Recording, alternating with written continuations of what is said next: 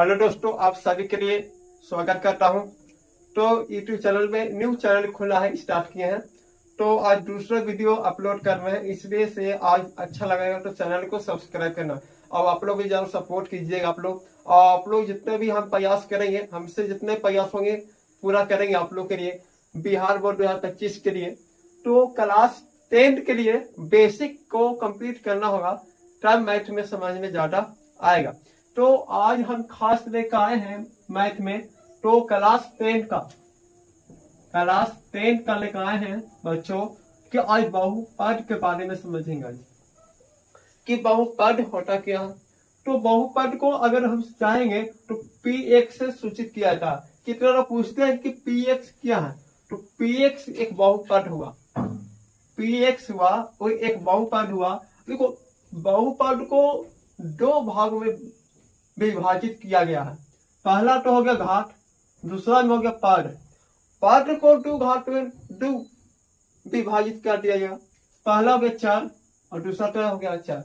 अब एक बारी से हम समझेंगे कि चर किसको कहते हैं और अक्षर किसको कहते हैं। चर को कहते हैं x, y, z, a, b, c, ये चर राशि हो गया। अक्षर हो गया जैसे 1, 2, 3, 5, माने गिनती के रूप में हो, गिनती के रूप में या संख्या के रूप में हो, उसको अक्षर कहते हैं। ये सब है 10, 15, -13, जितना सब है वो अक्षर पद है। तो चर पद और अक्षर पद। तो चर को दो भाग में विभाजित किया गया है। पहला में चर जैसे ABCD अक्षर होता है, तो x, y, z, ABC माने एक से लेकर z तक, उसको चर राशि नाम से जाना जाता है। और अक्षर पद को जो गिनती के रूप में, जो संख्या के रूप में हो जाता है, तो उसी को अक्षर पद कहा जाता है। तो आप समझ में आ गया होगा कि चार राशि ABCD को बोलते हैं। अक्षर राशि होता है जो 1, 2, 4 हो गया, संख्या में के रूप में लिखा जा सकता है, उसको अक्षर पद कहा जाता है। तो अब है कि जो चर का मान होता है वो हमेशा बदलता है और अक्षर का मान बदलता नहीं है। चर का मान हमेशा बदलता है और अक्षर का मान हमेशा बदलता नहीं है, क्योंकि अब इसमें हो गया पद। क्योंकि अगर चर और अक्षर को गुणनफल को कहा जाता है वो पद कहलाता है। अब कहेंगे कि पद किसको कहते हैं, चर राशि और अक्षर राशि का के गुणनफल को पद कहा जाता है। तो आप पद हो गए, जैसे एग्जाम्पल समझेंगे, जैसे चर राशि 1 से ले लिए और अक्षर राशि ले ली 3, दोनों को मल्टीप्लाई करेंगे हम तो 3x होगा। जो 3x हुआ वो पद कहलाया। क्या कहलाया? जो x होगा वो चर पद होगा और जो 3 हुआ वो अक्षर पद हुआ। ये चीज मिलाकर जो x हुआ वो चर पद हुआ और 3 हुआ वो अक्षर पद हुआ। दोनों को अगर गुणनफल कर दिया जाता है तो 3x हुआ, तो 3x को बोला जाता है पद। समझ में आ गया? अब पद जैसे एग्जाम्पल में समझेंगे, जैसे 2x हो गया, 4x हुआ, -5x हो गया, -6x हो गया और 10y हो गया, 3y हो गया, 15z हो गया। इस तरीके से इसको पद कहा जाता है। क्या कहा जाता है? पद कहा जाता है। अब समझेंगे कि घात किसको कहते हैं। घात उसी कहते हैं जो चर के पावर को पूर्ण होता है, उसी को घात कहते हैं। क्या बोलते हैं? चर के पावर पूर्ण को घात कहते हैं। तो चर के पावर पूर्ण को घात कहा जाता है। तो जैसे एग्जाम्पल में इसको समझेंगे, इसको एग्जाम्पल जैसे घात समझेंगे, हो गया पावर दीजिए पर पॉजिटिव होता है, क्योंकि पूर्ण संख्या वो 0 से शुरुआत होती है, वो गिनती के रूप में होती है। जैसे यहाँ पे हो गया y2 हो गया, z3 हो गया और x3 हो गया, y2 हुआ, तो इसी को घात कहा जाता है। इसी को कहा जाता है घात। अगर कहेंगे y2 का घात कितना है? 2 है। अगर कहेंगे x3 का घात कितना है? तो 3 है। अगर h के पावर 4 का घात कितना है? तो 4। अगर समझिए h के पावर 6 का घात कितना है? 6। इसके अगर कह दिया जाए कि y के पावर अगर 7 कर दिया जाए, इसका घात कितना 7।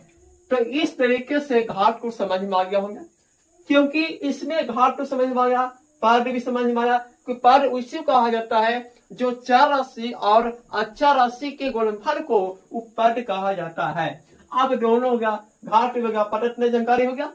अब किसको कहेंगे, ये सब मिलकर बहुपद बनाते हैं। बहुपद को px को सूचित किया जाता है, बहुपद को px से सूचित किया जाता है, इसी के बारे में जानते हैं। अब कहेंगे कि बहुपद क्या किसको कहेंगे कि चर के पावर, मान चर राशि के उसका पावर पूर्णांक हो, क्या हो, चर के पावर को क्या कहते हैं, यहाँ पर लिखेंगे बहुपद की डिफिनेशन, कहेंगे चर के पावर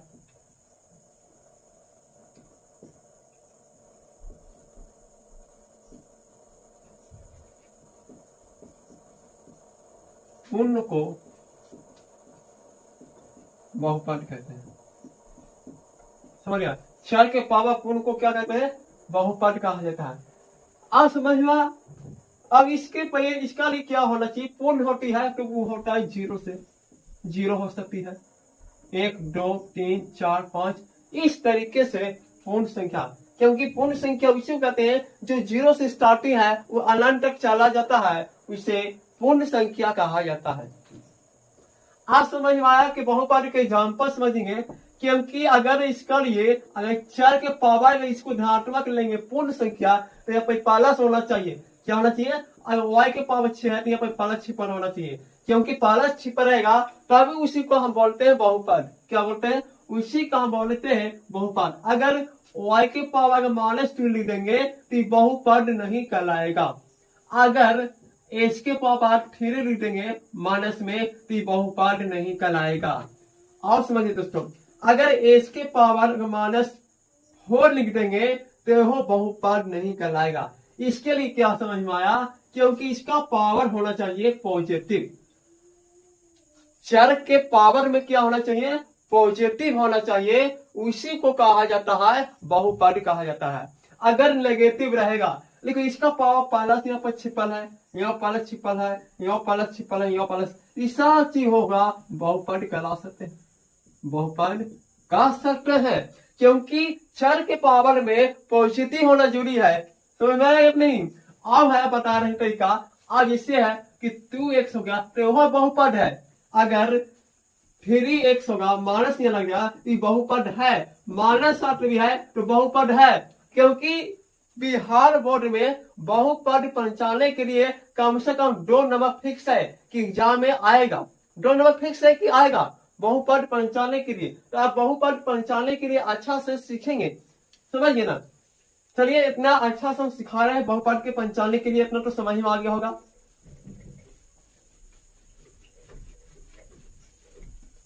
अब देखिए बहुपद को कैसे पहचानते हैं। अब है कि बहुपद पहचानने का तरीका हम बताते हैं, आप लोग ध्यान से देखिए वीडियो। अगर इसका लिए पावर में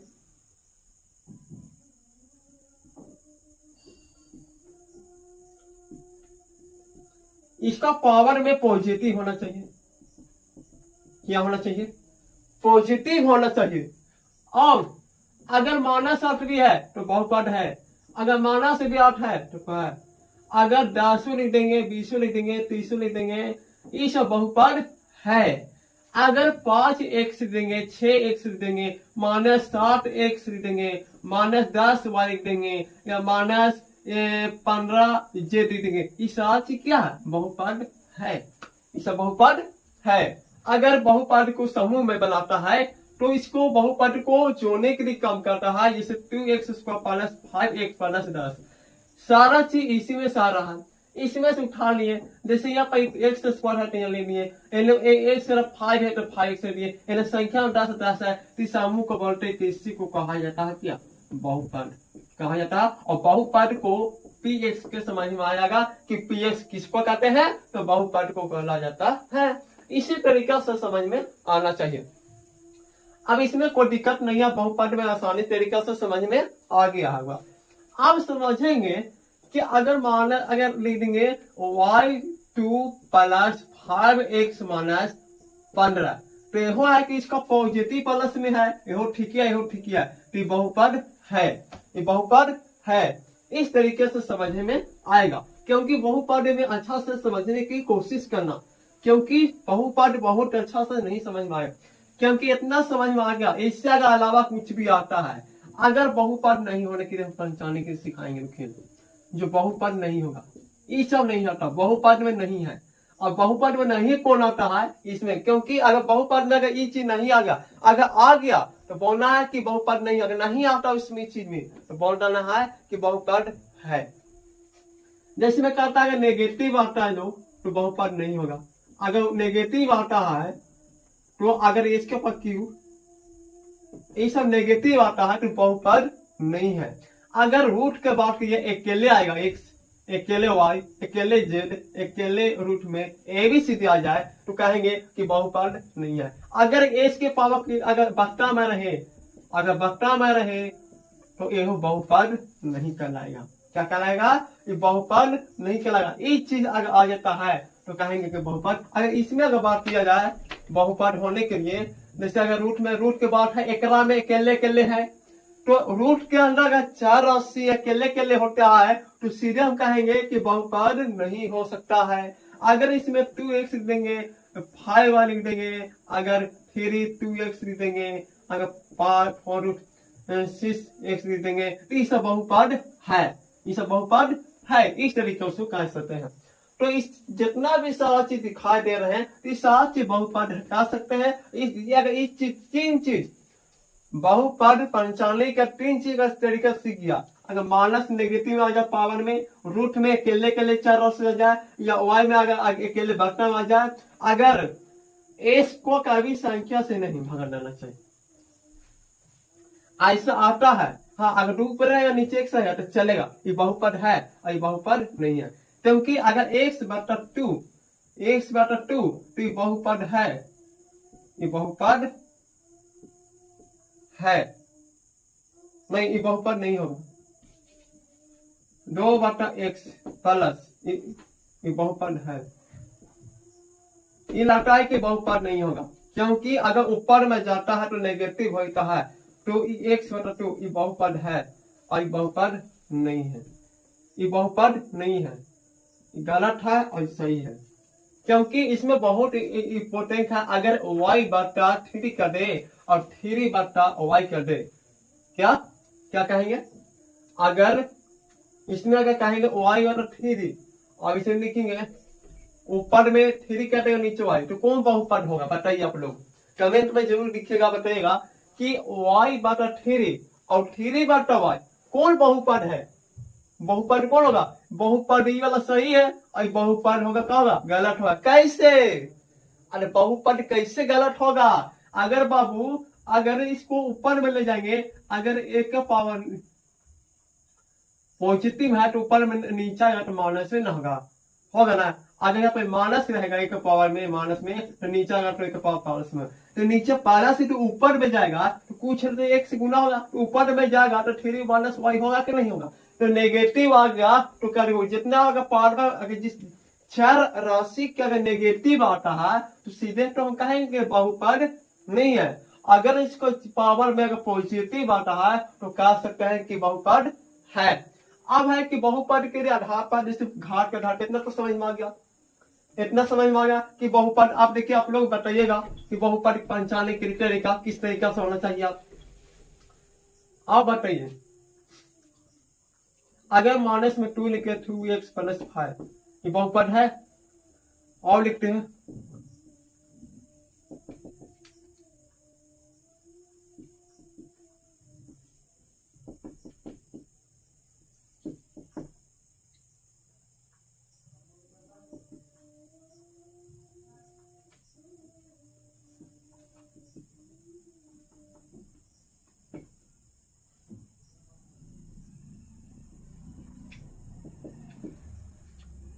हाँ, बताइए कि इसमें से क्या है फल।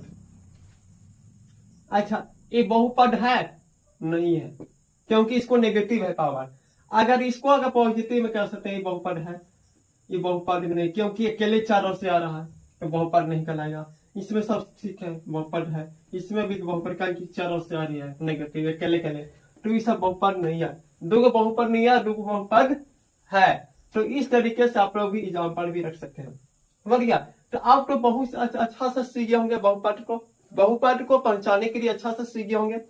अब इसमें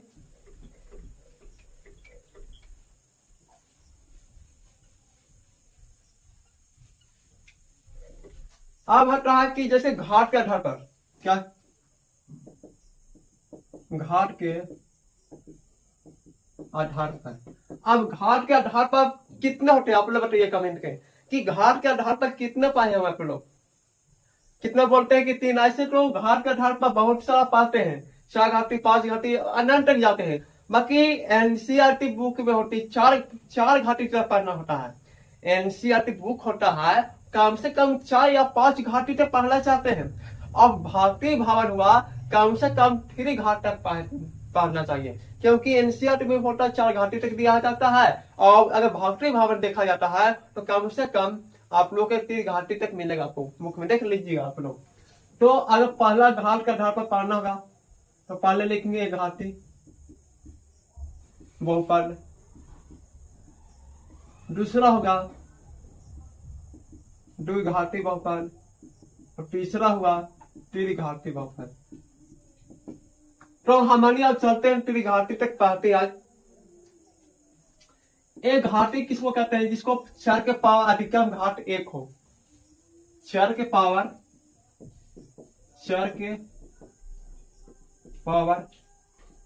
घाट 1 हो, उसको एक घाटी बहुपद कहते हैं।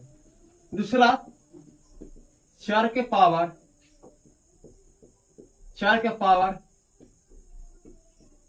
घाट 2 हो, उसको 2 घाटी बहुपद कहते हैं। तीसरा 4 के पावर घाट 3 हो, उसको 3 घाटी बहुपद कहते हैं। जिसका 4 के पावर को घाट को 1 कहते हैं, उसको घाटी बोलते हैं। 2 घाटी 4 के पावर अधिकतम घाट 2 हो, उसको 2 घाटी बोलते हैं। 4 के पावर घाट 3 हो, उसको 3 घाटी बहुपद कहते हैं, है कि नहीं? तो इसलिए अगर 4 के अगर कह दे कि घाटी बहुपद वैसा बहुपद जिसमें 4 के अधिकतम घाट 1 हो, उसे एक घाटी बहुपद कहते हैं। 2 घाटी बहुपद वैसा बहुपद जिसमें 4 के पावर घाट 2 हो, 4 के घाट 2 हो, ये ऐसे ठीक रहेगा। 4 के घाट 1 हो, 4 के घाट 2 हो, 4 के घाट 3 हो, उसको 3 घाटी बहुपद कहते हैं। 4 के घाट 2 हो, उसको 2 घाटी बहुपद कहेंगे। और 4 के घाट 1 हो, उसको 1 घाटी बहुपद कहते हैं। इसको अगर एक सजाने के लिए कोशिश करना होगा तो सजा सकते हैं, वैसे लिख सकते हैं वैसे बहुपद जिसमें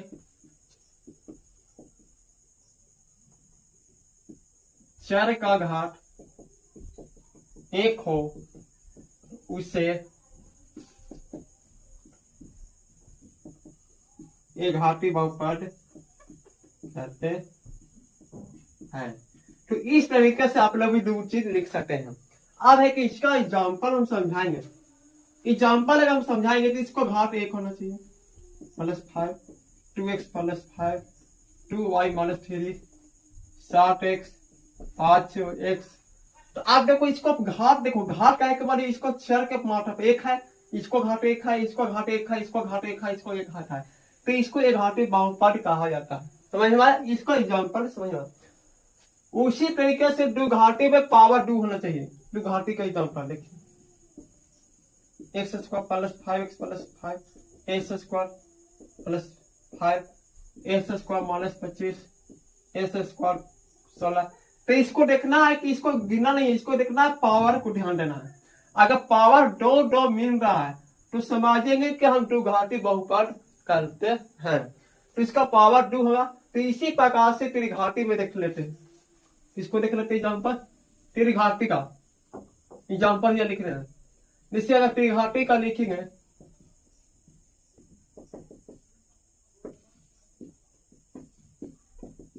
तो इसको पावर 3 होना चाहिए। क्या होना चाहिए? पावर 3 होता है तो समझेंगे 3 घाटी बहुपद है। तो अब इतना समझ में आ गया होगा। इसके लिए अब हम आगे चर्चा करेंगे वीडियो अगले वीडियो में। तो यहाँ तक आज वीडियो अच्छा लगा हो तो चैनल को जरूर सब्सक्राइब करना। तो आगे का हम क्या चीज लेकर आएंगे, आगे का हम लेकर आएंगे कि शून्य के बारे में, कि 11वीं बहुपद में शून्य की संख्या कितनी होती है और कौन कौन होती है, उसी के लिए बारे में हम लेके अगला वीडियो हम लेकर आएंगे। तो आज यहीं तक हम रहेंगे। तो आज वीडियो अच्छा लगा होगा तो चैनल को सब्सक्राइब करना और लाइक कमेंट जरूर करना दोस्तों। जय हिंद, जय भारत।